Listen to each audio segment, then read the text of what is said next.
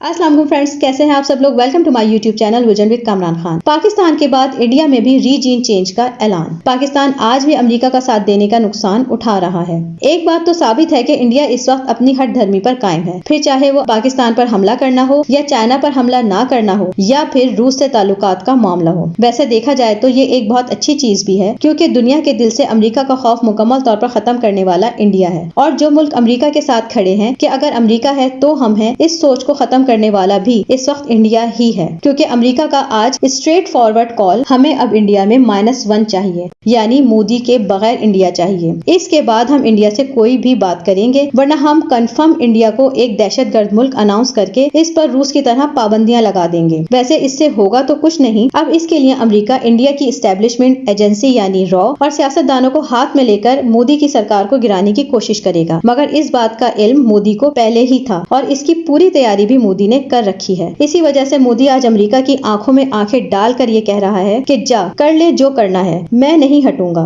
और ये बात ही अमेरिका को दुनिया में जलीलो रुस्वा कर रही है, जबकि इंडिया को खड़ा करने वाला भी अमेरिका खुद है। अमेरिका ने इंडिया को किस तरह खड़ा किया, इस पर भी मैं बहुत जल्द एक वीडियो बनाऊंगी। अब इसका जवाब इंडिया ने क्या प्यारा दिया है। दुश्मन है, मगर दुश्मन की अच्छी चीज हो तो उसकी तारीफ करनी चाहिए। अच्छा, अब इंडिया ने क्या खूब जवाब दिया। एक तरफ मोदी अपने लोगों को कहते हुए अमेरिका को सुनाता है कि हम अब दुनिया की तीसरी बड़ी इकॉनमी बनने जा रहे हैं। मतलब इस वक्त इंडिया दुनिया की 5वीं बड़ी इकॉनमी है। और एक इनडायरेक्ट मैसेज से अमेरिका को बताता है कि मैं 5वीं से 30वें नंबर पर आ रहा हूँ। अब इकॉनमी में भी मेरा मुकाबला तुम्हारे साथ शुरू हो गया है। तुम्हारे पीछे मैं हूँ और बहुत जल्द मैं तुमसे आगे चला जाऊंगा, क्योंकि दुनिया की दूसरी बड़ी आबादी मेरे पास है। तो अब इंडिया इकॉनमी में भी जल्दी दूसरे नंबर पर होगा। देखा जाए तो इंडिया अगर अमेरिका से कॉन्वर्सेशन बैटल जीत जाता है तो वो पहले पाकिस्तान पर हमला करेगा और इससे कयामत की 2 बड़ी निशानियां पूरी हो रही हैं। एक, कयामत से पहले चीन का सुपर पावर बनकर सामने आना, और दूसरी बड़ी निशानी ग़ज़वा हिंद। इसकी तफसील मैं अगली वीडियोस में जल्दी दूंगी। और दूसरी तरफ इंडिया के वजीर खारजा जयशंकर ने कहा है कि अब वो दिन गए कि जब तुम लोग बैठकर फैसले करते थे कि दुनिया किस तरफ चलाई जानी है और दुनिया तुम्हारे हुक्म पर चलती थी। वो दौर अब खत्म हुआ।